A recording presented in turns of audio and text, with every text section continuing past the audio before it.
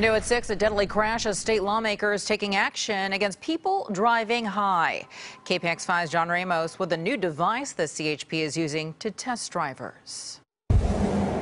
Last week on I-80 near Sacramento, a man changing a tire was hit and killed by a driver high on marijuana.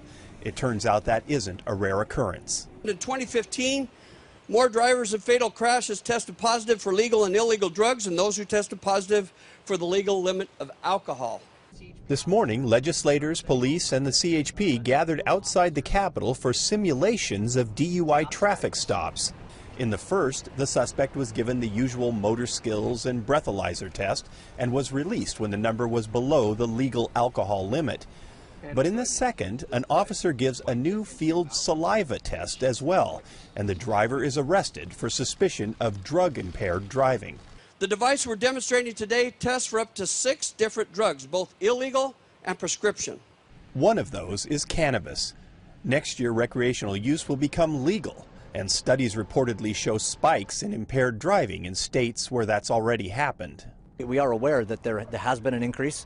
What that will look like in the years to come, we really are uncertain. Right now, there are literally no legal standards in place for stoned driving.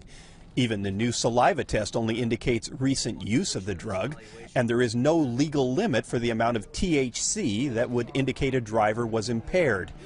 Bay Area Senator Jerry Hill has introduced a bill to temporarily adopt the standards set by Colorado while California studies the issue. The number of impaired drivers from marijuana has gone up exponentially. And so it has been a problem and will be a problem for California. That's why we need to get ahead of it if we can. In Sacramento, John Ramos, KPIX 5. Drivers who exceed a legal limit are presumed to be impaired. Without it, officers have to prove a driver is under the influence, something prosecutors say is much more difficult to do.